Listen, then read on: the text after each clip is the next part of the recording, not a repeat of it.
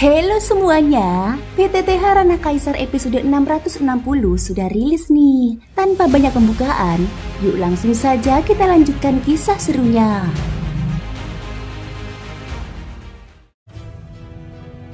Di dalam Istana Naga, Xiaoyan dan He Xianren berhasil menolong Xuan Huang yang terancam tewas akibat racun misterius yang mengandung kekuatan aturan kekacauan.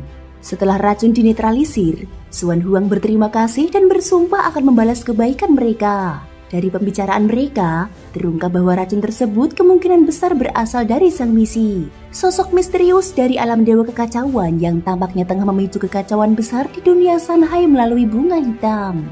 Mereka menyadari bahwa pertempuran ini hanyalah bagian dari permainan besar Sang Misi, dan satu-satunya jalan adalah bertindak hati-hati sambil menunggu waktu untuk menantangnya secara langsung. Setelah He Xianren pergi, Xuan Huang memutuskan untuk mengerahkan seluruh klan naga. Dengan ribuan naga memenuhi langit, mereka bersiap menuju klan Pinik untuk menuntut keadilan bagi Xiaoyan. Sebuah perjalanan besar yang akan mengguncang dunia. Saudara Xiaoyan, naiklah, berdirilah di punggungku. Suara berat dan penuh wibawa milik Xuan Huang bergema di udara. Xiaoyan tidak menunjukkan sikap sungkan, seolah sudah terbiasa dengan suasana ini. Dia pun melangkah ke depan, dan dalam sekejap tubuhnya telah berdiri di atas telapak tangan naga raksasa milik Xuan Huang. Di sisi lain, bau-bau juga melompat-lompat di tubuh naga itu, tampak bersemangat seperti anak kecil yang belum memahami keseriusan situasi. Xiaoyan menatapnya dengan tatapan tegas, suaranya mengandung peringatan. Bau-bau, ini adalah pertempuran hidup dan mati. Jangan bertindak semaumu. Setelah mendengar itu, bau-bau mengeluarkan suara lirih tanda ketidakpuasan. Namun akhirnya melompat turun dari tubuh Xuan Huang. Dia hanya dapat menatap ke arah Xiaoyan dari dalam sarang naga. Dengan sepasang mata bulat besar dan sepasang tanduk kecil yang baru tumbuh di kepalanya, terlihat amat menggemaskan. Tubuh kecilnya belum tumbuh sempurna, dengan tanduk mungil dan wajah yang terlihat menggemaskan. Melihat pemandangan itu, Xiaoyan tidak dapat menahan senyum lembut. Dalam hatinya, dia masih belum benar-benar memahami mengapa Senior Lan Feng, bahkan setelah gugur, masih berharap dirinya dapat kembali hidup.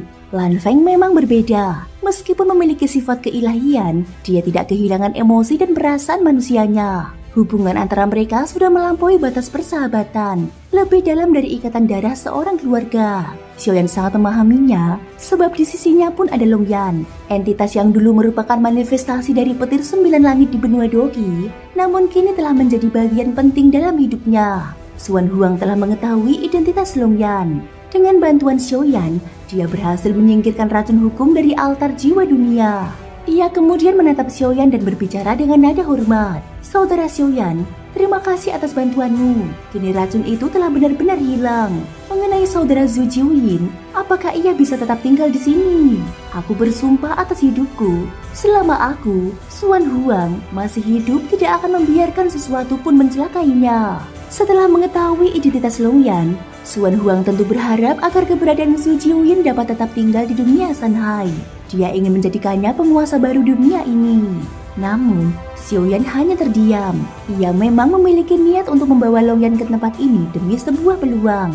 Tetapi setelah melihat kondisi dunia Sanhai yang jauh lebih berbahaya dari perkiraannya, ia mulai ragu. Meninggalkan Long Yan di sini sama halnya menempatkannya di tepi jurang maut. Beresiko tinggi dan penuh ancaman. Terlebih lagi, dengan identitas Zhu Jiuyin yang dimilikinya, cepat atau lambat hal itu akan terungkap, dan dunia ini akan berubah menjadi medan bencana yang baru. Setiap dunia, termasuk Sensi, menyimpan bahaya tersembunyi yang tidak diketahui oleh siapapun. Banyak makhluk kuat yang bersembunyi di balik kegelapan, hanya menunggu saat yang tepat untuk menampakkan diri. Maka, meskipun Xuan Huang telah memberikan jaminan, Xiaoyan tetap tidak bisa benar-benar merasa tenang. Melihat keraguan itu, Xuan Huang tersenyum ringan. Sepertinya aku terlalu tergesa-gesa. Tidak masalah, saudara Xiaoyan, kau tidak perlu menjawab sekarang. Pikirkanlah baik-baik. Bahkan jika akhirnya kau menolak, aku tidak akan kecewa.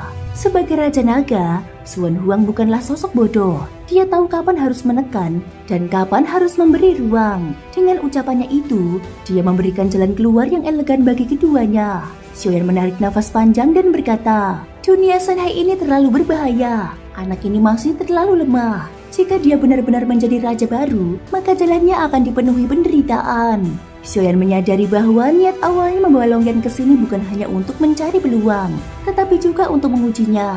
Namun setelah semua yang terjadi, rasa khawatirnya sebagai seorang ayah jauh lebih besar daripada ambisinya. Dia tidak ingin Longyan menjadi raja, dia hanya ingin anak itu hidup dengan aman. Xuan Huang menatapnya dengan tenang dan menjawab, "Aku mengerti, kekhawatiranmu wajar." Nada suaranya menunjukkan ketulusan, tanpa paksaan sedikit pun. Xuan Huang kembali mengatakan, "Saudaraku Xiaoyan, kau pasti lelah setelah menempuh perjalanan panjang dan mengolah pil tanpa henti. Gunakan waktu ini untuk beristirahat. Perjalanan menuju suku Pinik masih cukup jauh." Xiaoyan mengangguk perlahan dan menutup matanya untuk memulihkan diri. Namun sebelum dia benar-benar tenggelam dalam keheningan, suara lembut milik Longyan tiba-tiba terdengar. "Ayah, aku merasakan sesuatu. Dunia ini seolah memanggilku." Ucapan itu membuat Xiaoyan membuka mata dan menatapnya dengan tajam. "Longyan, jika kau hanya ingin melanjutkan pelatihanmu, aku tidak akan melarang. Tetapi menjadi raja baru dunia ini bukanlah jalan mudah. Itu adalah jalan penuh kematian." Namun di mata Longyan, Xiaoyan melihat tekad yang berbeda. Anak itu tidak lagi sekedar polos. Dia mulai memiliki keyakinan dan pemikiran sendiri. Longyan mengatakan, "Aku tidak takut. Jika darah ini mengalir dalam tubuhku, maka aku ingin menghadapinya." Longyan sebenarnya telah mendengar semua percakapan antara Xiaoyan dan Xuan Huang.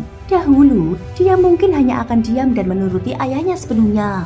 Namun, setelah berpisah dari Xiaoyan dan melewati banyak ujian bersama tim Fearless, dia mulai tumbuh. Xuan Huang hanya diam, membiarkan ayah dan anak itu berbicara tanpa campur tangan. Xiaoyan menatap Longyan dengan tatapan penuh kasih namun tegas. "Tidak kusangka kau benar-benar telah tumbuh, Longyan. Namun, kali ini kau harus menuruti ayah. Masalah ini belum saatnya diputuskan."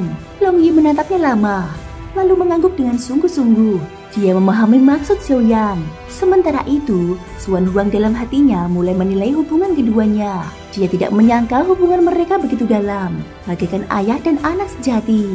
Dia juga memahami makna tersembunyi dari ucapan Xiaoyan. Belum bisa diputuskan berarti masih ada peluang. Dengan pemikiran itu, dia bertekad untuk menunjukkan kekuatannya. Sebelum tiba di suku Pinik, dia harus membuat Xiaoyan percaya padanya. Dia harus menunjukkan seluruh kemampuannya, membuktikan bahwa Longyan akan aman di sisinya. Bagi Xuan Huang, darah murni Su Jiuyin adalah anugerah yang tidak bisa ditemukan untuk kedua kalinya. Dia tidak akan membiarkan kesempatan itu pergi begitu saja. Di antara orang-orang bijak, beberapa hal tidak perlu diucapkan secara gamblang. Hanya dengan sebuah isyarat, mereka sudah memahami maksud satu sama lain. Xiaoyan dan Longyan duduk bersila di atas kepala naga raksasa Xuan Huang. Di bawah mereka, pasukan naga yang berjumlah besar bergerak, menembus langit dengan awan hitam yang seolah menutupi seluruh cakrawala. Rombongan besar itu meninggalkan benua Longyuan dan menuju benua tempat suku Pinik berada. Perjalanan panjang itu memakan waktu lebih dari 1 bulan. Mereka menembus lautan luas dan daratan tanpa akhir, melintasi celah-celah ruang yang hanya bisa dilalui oleh ras naga. Ketika mereka akhirnya mendekati tujuan, pemandangan di depan membuat Xiaoyan membuka matanya perlahan. Dunia di hadapannya dipenuhi lautan api yang membentang sejauh mata memandang. Xuan Huang menatap ke depan sambil berbicara. "Saudaraku Xiaoyan, kita telah tiba. Inilah wilayah suku Pinik." Begitu pasukan naga tiba, suhu di udara segera meningkat. Beberapa simbol berbentuk lingkaran api muncul di langit. Lalu semburan api raksasa meluncur deras ke arah mereka. Klan Pinik jelas tidak menunjukkan sikap ramah sedikit pun. Dua ras besar itu, naga dan Pinik, kini benar-benar berada di ambang permusuhan yang tidak dapat didamaikan. Api mulai berkumpul di segala arah, membentuk wujud burung Pinik raksasa yang bersiap menyambut para naga dalam pertempuran besar. Xiaoyan dan Longyan segera melompat turun dari kepala raksasa Xuan Huang. Naga raksasa itu mengangkat tubuhnya yang kolosal, lalu mengibaskan ekor dengan dahsyat. Ribuan sisik naga terlepas, berputar di udara dan memekik dengan suara gemuruh. Suara raungan naga mengguncang cakrawala. Saat matanya terbuka lebar, guntur bergemuruh di langit dan awan hitam berkumpul. Dalam hitungan detik, hujan badai turun deras, menandai dimulainya pertempuran antara naga dan Pinik yang telah lama dinantikan. Thank you guys sudah mendengarkan ceritaku di episode kali ini sampai akhir. Ikutin terus kelanjutan episode berikutnya ya. Terima kasih buat kalian semua yang udah subscribe, like, dan komennya. Semoga hari kalian menyenangkan. Sampai jumpa dan bye-bye.